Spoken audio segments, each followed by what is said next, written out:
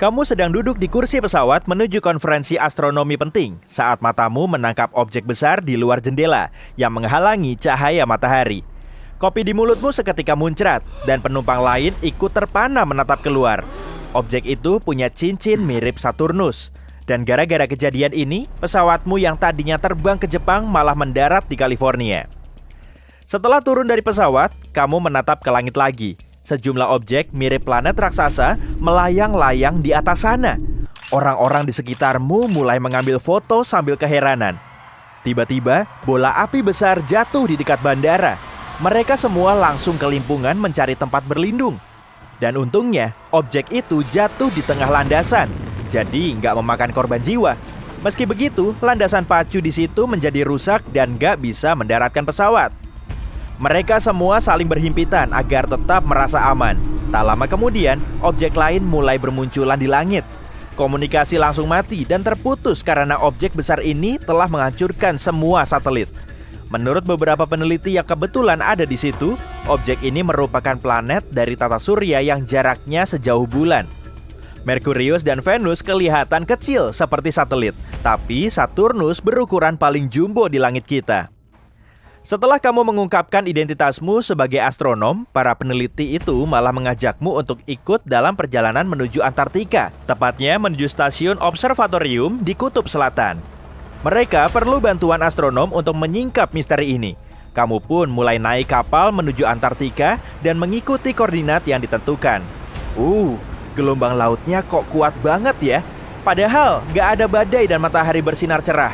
Setelah berhari-hari mengarungi lautan, kamu sampai di pantai benua Antartika.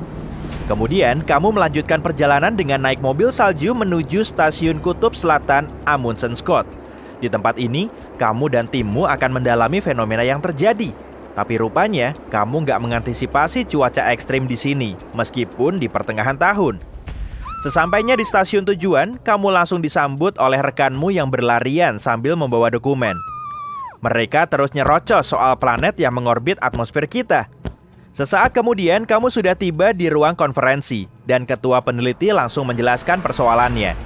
Satu persatu planet di tata surya kita mulai mepet ke bumi sampai sejajar dengan bulan.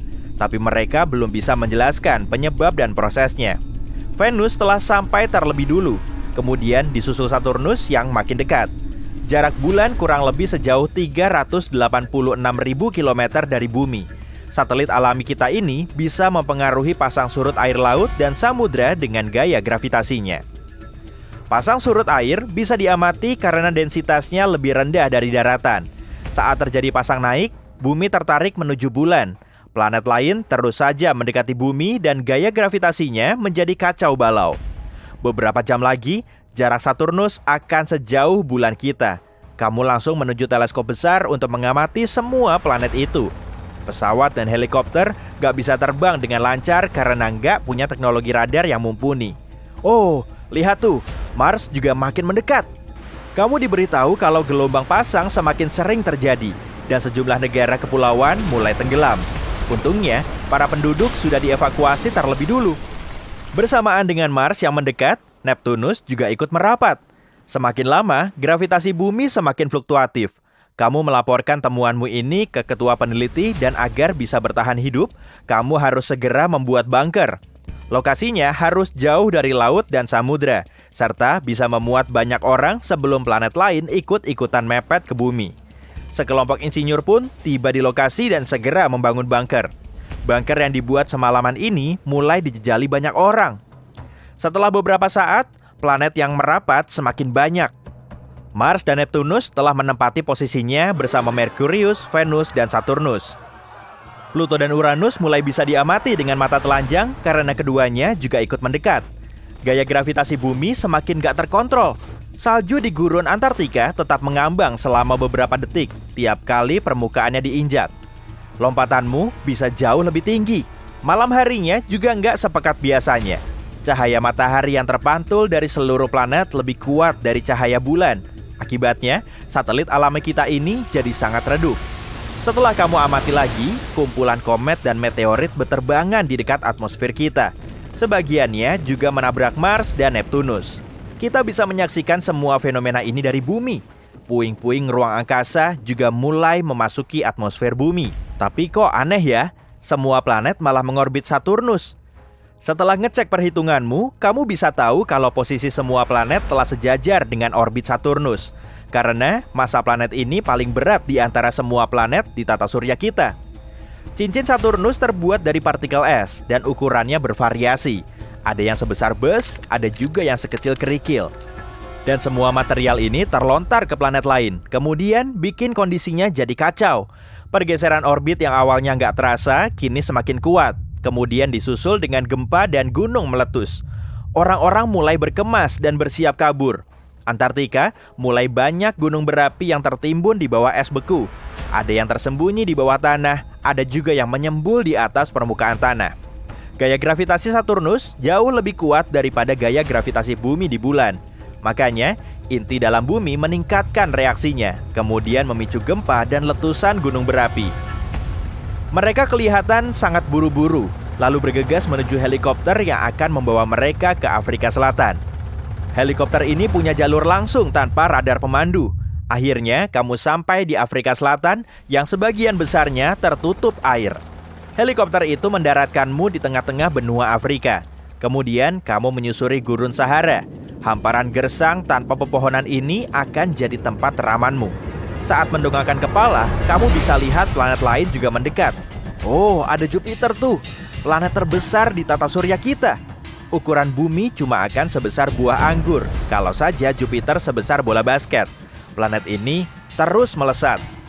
Planet lain termasuk Saturnus seketika menyingkir untuk memberi jalan. Kamu meneruskan perjalananmu menuju Sahara, meski harus menempuhnya sampai berhari-hari kalau kamu naik mobil. Di siang hari, langitnya terlihat gelap karena sebagian besar planet menghalangi sinar matahari. Wah, akhirnya kamu sampai di gurun Sahara bersama peneliti lain. Ajaibnya, seluruh kota di situ telah dibangun cuma dalam 1 bulan, saat planet-planet itu mulai muncul. Kamu duduk di ruanganmu sambil menyelesaikan pekerjaan yang menumpuk. Beberapa hari kemudian, Jupiter menembus atmosfer dan menutupi seluruh planet kita. Tapi, bumi mulai berputar mengitarinya. Perputarannya lebih cepat daripada saat mengorbit matahari, karena ukuran Jupiter lebih kecil. Tapi, karena ukuran Saturnus juga jumbo, bumi terus-terusan terlempar ke orbit planet lain layaknya bola yang dioper. Akibatnya, gaya gravitasi di bumi terus berubah. Gelombang pasang semakin kuat dan gunung berapi meletus di mana-mana. Karena inti bumi semakin panas, suhu di permukaannya juga berubah. Selain itu, sinar matahari semakin redup dan kebanyakan tanaman sulit bertahan hidup. Hasil bumi pun makin sulit tumbuh dengan bantuan sinar matahari alami, dan manusia mulai beralih ke pencahayaan buatan dan rumah kaca. Perjalanan udara dan ruang angkasa nggak bisa dilakukan. Stasiun luar angkasa internasional rusak parah, begitupun dengan satelit yang mengorbit ruang angkasa. Akibatnya, ponsel dan internet nggak berfungsi lagi. Gravitasi juga makin kacau. 6 bulan kemudian, umat manusia mulai bisa hidup secara normal. Tapi banyak hal yang telah berubah. Lamanya sehari nggak lagi 24 jam, dan seminggu nggak lagi 7 hari. Jumlah hari dulunya dihitung berdasarkan fase bulan. Lamanya 1 bulan merupakan seluruh fase dari bulan sabit sampai purnama. Dan satelit alami bumi ini telah hilang bersamaan dengan planet di tata surya yang makin semrawut. Gawat, ada badai. Buruan cari tempat berlindung. Kecepatan angin di luar sudah mencapai lebih dari 120 km per jam. Tiupannya kenceng banget, tapi itu masih belum seberapa. Ada juga badai dahsyat yang kecepatannya mencapai 645 km per jam. Benar-benar super ngebut. Tapi untuk mengamatinya secara langsung, kamu perlu pergi ke Jupiter. Saatnya meluncur ke Jupiter. Planet ini sangat besar, ukurannya hampir 1.300 kalinya bumi. Kondisi di sana juga sangat panas karena suhu di intinya bisa mencapai 23.800 derajat Celcius. Sayangnya kamu nggak bisa mendarat di permukaan Jupiter karena si raksasa gas nggak punya permukaan padat. Tapi kamu masih bisa menembus atmosfer Jupiter. Lihat aja tuh, ada awan tebal berwarna coklat, kuning, merah, dan putih. Makanya planet ini kelihatan berwarna-warni dan bergaris-garis. Kalau kamu turun lagi menuju inti Jupiter, atmosfernya menjadi cair dan sebagian besarnya terdiri dari gas hidrogen dan helium. Hal ini disebabkan oleh tekanan atmosfer yang sangat kuat. Inti Jupiter sangat misterius, bahkan para saintis masih belum tahu kalau wujudnya berupa bola cair kental atau batuan padat yang masanya 14-18 kali dari massa bumi. Tapi perjalananmu kali ini bukan untuk menjelajahi Jupiter, kamu lebih tertarik pada bintik merah raksasanya. Badai dahsyat ini berada di belahan selatan Jupiter dan bagian atasnya menjulang sampai lebih dari 8 km di atas puncak awan di sekitarnya. Badai ini 1,3 kali lebih lebar dari planet kita. Pada tahun 2017, probe Juno milik NASA telah ngumpulin banyak data tentang bintik merah raksasa. Dan ternyata badai raksasa ini turun lebih dari 300 km ke atmosfer Jupiter. Kedalaman segitu setara dengan 30 hingga 100 kali lipat dari kedalaman laut di bumi. Tapi kemungkinan besar pengukuran ini masih belum tepat dan akar badainya bisa aja menghujam ke dalam lagi. Bintik merah raksasa lebih dingin dari atmosfer lain di Jupiter, padahal suhu lapisan atasnya mencapai minus 148 derajat Celcius. Dan di dekat intinya, suhu ini akan terus naik. Tapi anehnya, suhu tertinggi yang pernah tercatat di Jupiter berlangsung di atmosfer atas bintik merah raksasa. Saat itu, suhunya mencapai lebih dari 1.300 derajat Celcius, lebih panas dari suhu lava di planet kita. Para astronom meyakini turbulensi yang disebabkan oleh badai ini bisa menghasilkan gelombang gravitasi dan suara yang mengakibatkan pemanasan super. Tapi suhu badai di bagian bawah ternyata lebih hangat daripada di bagian atas. Pusaran yang terus bergerak di Jupiter telah teramati selama lebih dari 150 tahun. Para astronom memprediksi badai ini perlahan akan melambat dan mengecil hingga akhirnya hilang total. Tapi sebetulnya bukan itu masalahnya. Setelah menganalisis semua data yang didapat dari teleskop luar angkasa Hubble, para peneliti dibuat bingung saat tahu angin di batas luar badai ini justru makin cepat. Selisih maksimalnya mencapai 2,5 km per jam selama 1 tahun di bumi. Meski perubahannya terbilang kecil, informasi ini tetap penting.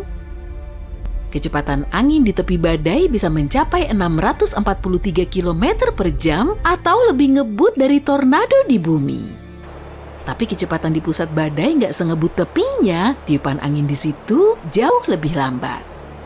Para saintis menghadapi banyak tantangan saat mengamati bintik merah raksasa dan pemicu badai ini masih jadi misteri. Mungkin sifat Jupiter memang begitu. Sebagai raksasa gas, Jupiter nggak punya permukaan padat, jadi di situ nggak ada gesekan. Mungkin inilah yang mengakibatkan badai tersebut melemah. Gas panas di atmosfer Jupiter selalu bergerak, naik, turun, dan berputar-putar. Hal serupa juga terjadi di bumi. Udara dingin dan hangat saling bercampur, menyatu, lalu menghasilkan badai dahsyat yang berputar-putar. Para astronom memperkirakan sejumlah badai dahsyat mungkin telah menyatu dan menghasilkan bintik merah raksasa. Badai ini terus menarik gas dingin dari bawah dan gas panas dari atas.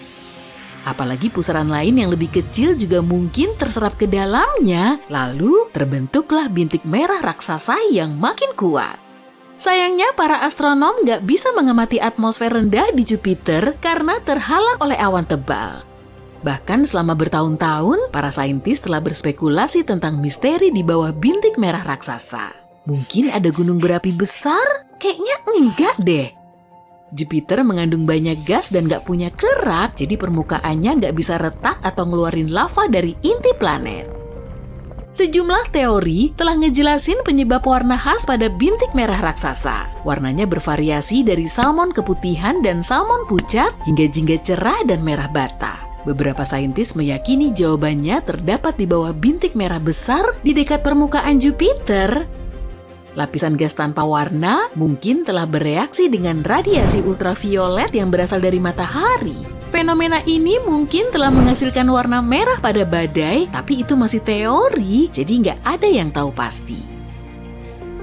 Jupiter bukan satu-satunya planet yang punya badai raksasa. Badai serupa juga ada di Saturnus, tapi badai di sana disebut bintik putih raksasa.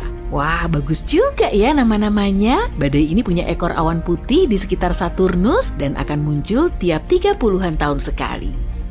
Awalnya, bintik putih raksasa cuma berupa titik kecil, lalu terus meregang dan bertambah besar, dan para astronom tahu bintik putih raksasa ini sebetulnya berupa sistem badai petir yang sangat besar. Di puncaknya terdapat kilat yang bisa menyambar lebih dari 10 kali setiap detik.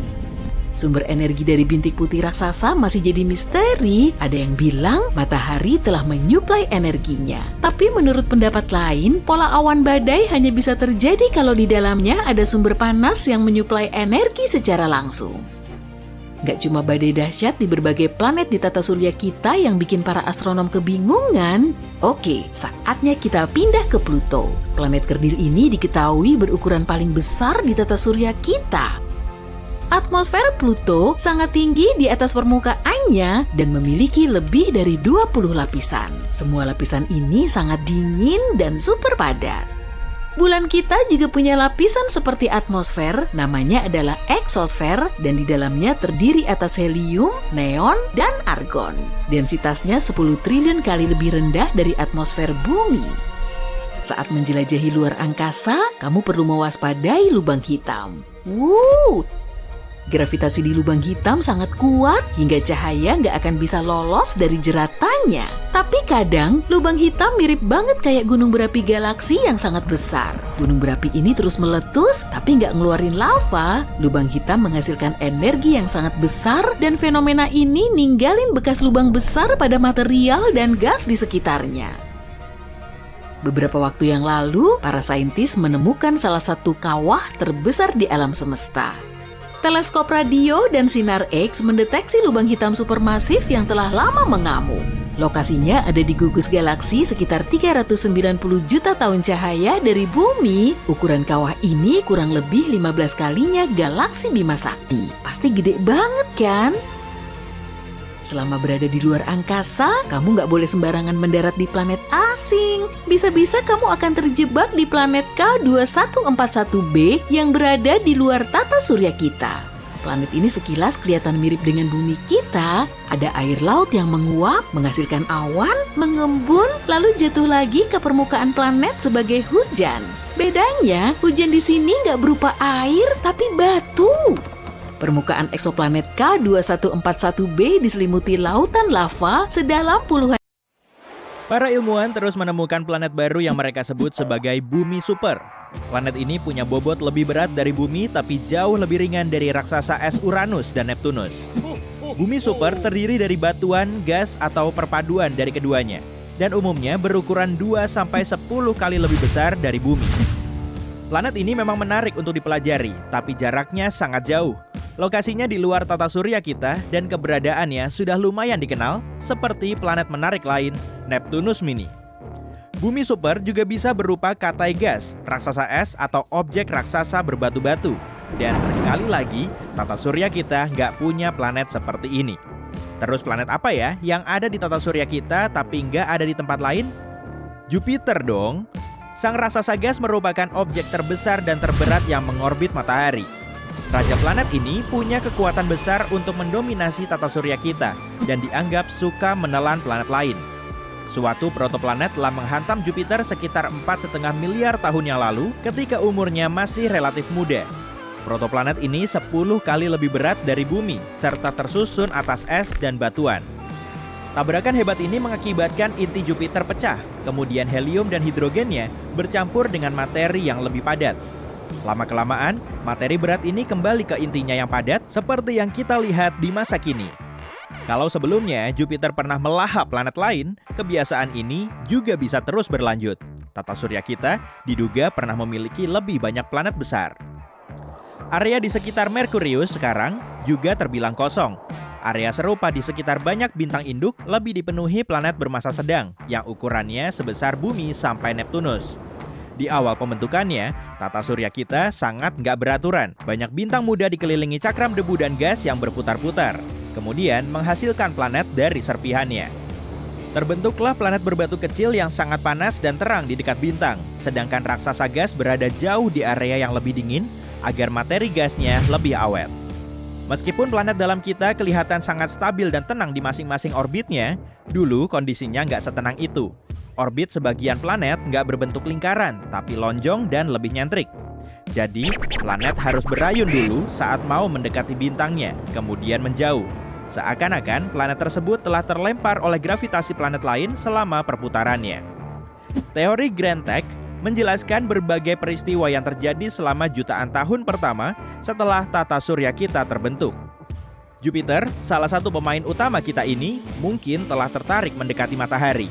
Setelah itu, Jupiter kembali ke posisinya dengan membawa awan raksasa berupa serpihan, seperti perahu layar yang sedang memutar haluan pelapung. Hal ini menimbulkan kehebohan selama proses pembentukan planet lain. Setelah Saturnus terbentuk sempurna, tetangga dekat bumi ini agak minggir.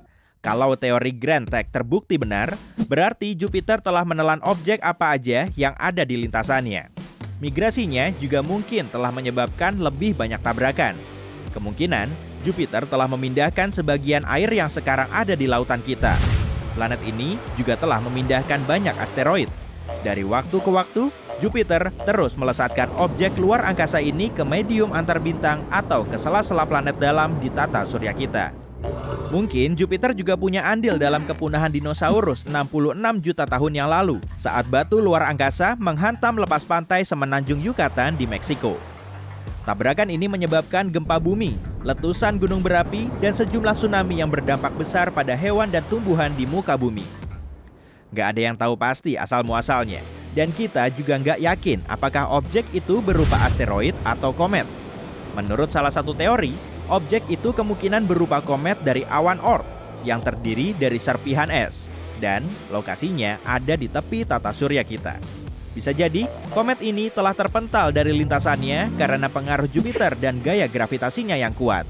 Jadi, bisa dibilang, tata surya kita mirip mesin pinball.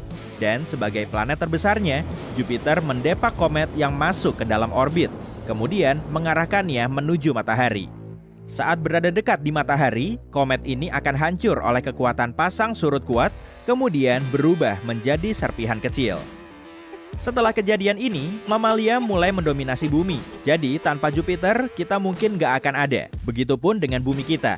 Planet terbesar di tata surya kita ini mulai terbentuk, kemudian menghancurkan planet yang lebih tua dan ngerapihin dunia lain yang lebih kecil seperti bumi kita.